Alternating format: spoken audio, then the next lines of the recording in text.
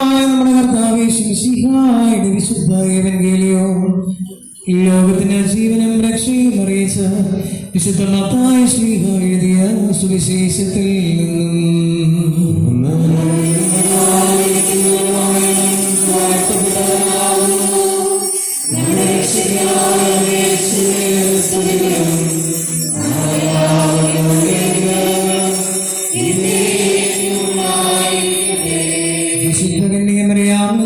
ശരീരം ധരിച്ചവനും ദൈവത്തിന്റെ ജീവനുള്ള വചനവും നമ്മുടെ കർത്താവും രക്ഷകനുമായ യേശു മിശിഹായുടെ ഇഹലോകവാസകാലത്ത് ഇപ്രകാരം അരുളി ചെയ്തു.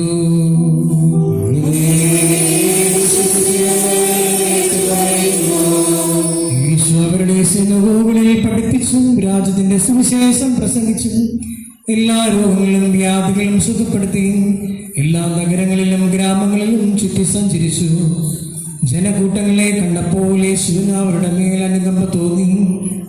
അവരുടെ എല്ലാ പാടുകളെ പോലെ പരിഭ്രാന്തരും നിസ്സഹായരുമായിരുന്നു. അവൻ ശിഷ്യന്മാരോട് പറഞ്ഞു, വിളവധികം വേലക്കാരോ ചുരുക്കം, അതിനാൽ തൻ്റെ വിളഭൂമിയിലേക്ക് വേലക്കാരെ അയക്കാൻ വിളവിന്റെ നാഥനോട് പ്രാർത്ഥിക്കുവിൻ എന്ന് താൻ അരുളി ചെയ്തു. നിങ്ങൾക്കെല്ലാവർക്കും ശാന്തി ഭവിക്കട്ടെ.